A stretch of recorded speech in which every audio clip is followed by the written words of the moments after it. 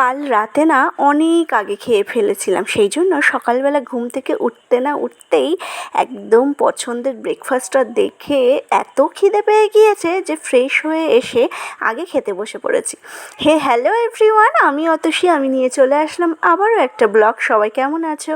আশা করি তোমরা অনেক ভালো আছো, আর তোমাদের আশীর্বাদে আমিও বেশ ভালোই আছি। তো দেখো, আজকে সকালে উঠে দেখি মার ব্রেকফাস্ট কমপ্লিট প্লাস দুপুরের মেনু কমপ্লিট হয়ে গিয়েছে। কারণ আজকে মা তাড়াতাড়ি রান্না করেছে, কালকে দশহারা, তো রাতের বেলা আবার রান্না করতে হবে, সেই জন্য সকাল আর দুপুরের জন্য রান্নাটা করে নিয়েছে। আর যেহেতু তোমাদের দাদাভাই আজকে ডিউটিতে যাবে, ও টিফিন নিয়ে যাবে, তো দেখো সকালে ছিল রুটি, আলু ভাজা আর কালো মিষ্টি, যেটা আমার খুবই পছন্দের। আর তারপরে দুপুরে ছিল সেই আলু ভাজা, মাছ ভাজা, আর হচ্ছে কী বলে ওটা, ডিমের তরকারি। তো বেশ ভালো করে মা রান্নাটা খুবই সুন্দর করে, খুবই কম মশলায়, বাট অসাধারণ হয় খেতে। আর দেখো, আমি খাওয়া দাওয়া কমপ্লিট করে, আমি তোমাদের দাদাভাই একসাথেই খেতে বসেছিলাম। খাওয়া দাওয়া কমপ্লিট করে সব ঘর ঝাড় দিয়ে পরিষ্কার করে নিয়েছি, আর মা এদিকে স্নান করে পুজো দিয়ে নিয়েছে। সকালের খাওয়া দাওয়া, রান্না বান্না সব শেষ, তারপরে এই এসে বসলাম।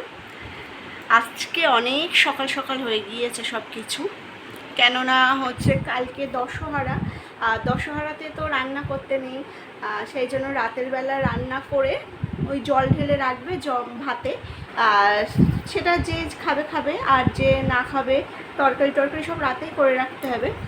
আর যদি না খাই তাহলে চিড়ে, খই, দই এই সমস্তই খেতে হয়। তো সেইগুলোর জন্যই আজকে মা সকাল সকাল উঠে রান্নাটা করে নিয়েছে।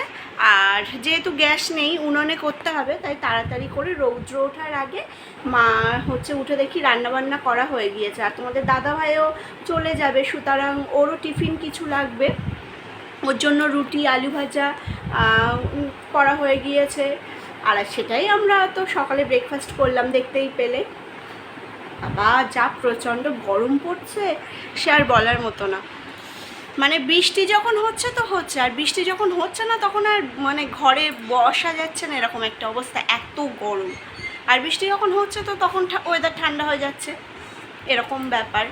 বর্ষাকালে তো এই একটা মানে এই ভালো এই খারাপ, এরকম একটা পরিস্থিতি বর্ষাকালে হয়। আমাদের সিঁড়ির ঘরটরগুলো সব কিছু কমপ্লিট করে নিতে হবে, তা না হলে না ভীষণ একটা সমস্যা। বর্ষা আসলে ওখান থেকে জল টলগুলো, যেহেতু উপরটা ফাঁকা, সেই জন্য জল চলে আসে।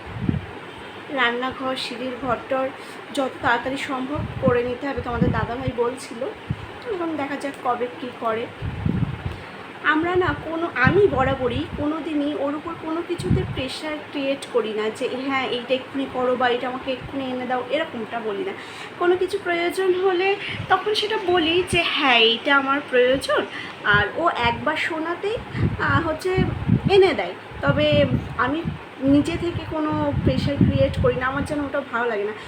কেননা আমি আমার বাপের বাড়ি যেমন ছিলাম, আমি শ্বশুর বাড়িতেও তেমনই থাকতে চাই। বাপের বাড়িতে আমি কোনো দিন কারোর উপরে প্রেশার ক্রিয়েট করিনি কোনো কিছু দেওয়ার জন্য, বা কোনো কিছু মানে আমাকে দেওয়ার জন্য আমি কোনো দিনই প্রেশার ক্রিয়েট করিনি। তাই সেটা বাবা হোক, মাসি হোক, মামার বাড়িতেই তো মানুষ হয়েছি, দাদু যতদিন বেঁচে ছিল, দাদু দিদা, কারোর উপরেই না। হ্যাঁ, তবে প্রয়োজনটা আমি বলতাম যে এটা আমার খুবই প্রয়োজন, হ্যাঁ, তখন ওরাই সেটা দিত। তো সেই রকমই আমি এখানে এসেও সেমই, আমি তোমাদের দাদাভাইয়ের উপর কোনো দিনই প্রেশার ক্রিয়েট করি না, আর বাবার উপর তো নাই।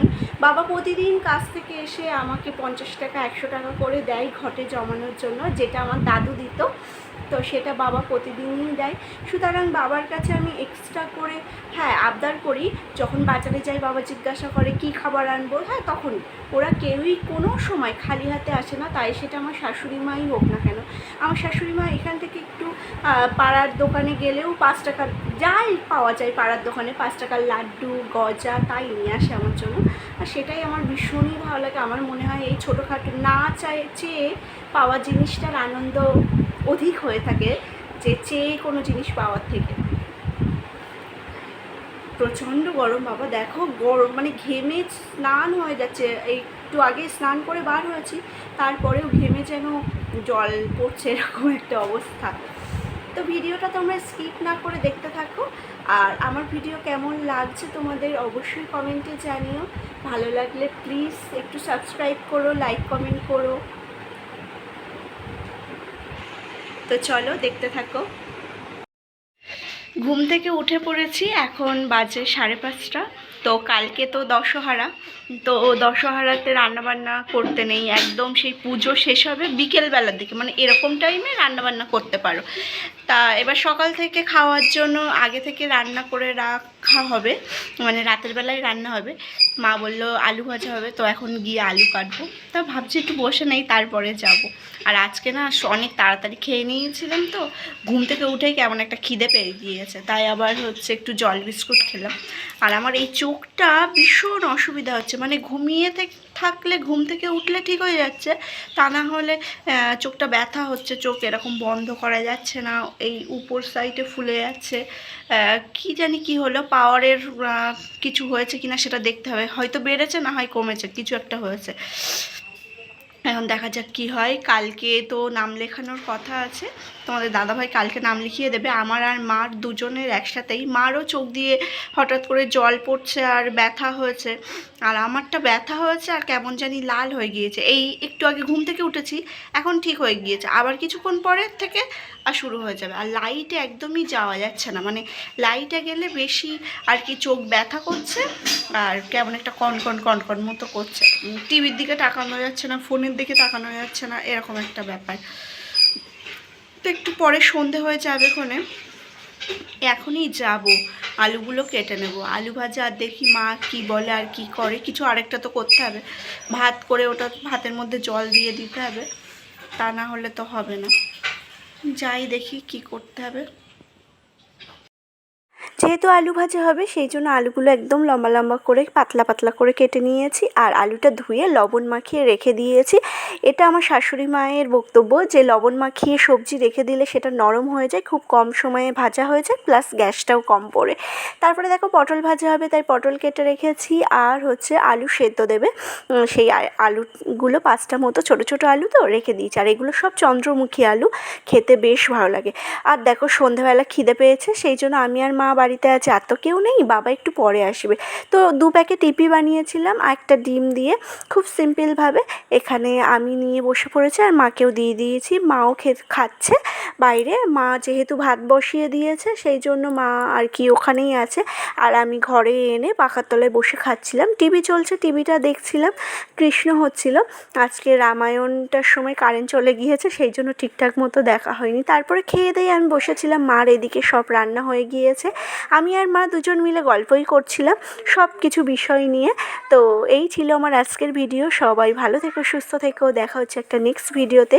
আর অবশ্যই অবশ্যই করে আমাকে সাপোর্ট করো, সাবস্ক্রাইব করো, তোমাদের সাবস্ক্রাইব আমার ভীষণই প্রয়োজন। তো টাটা সবাইকে।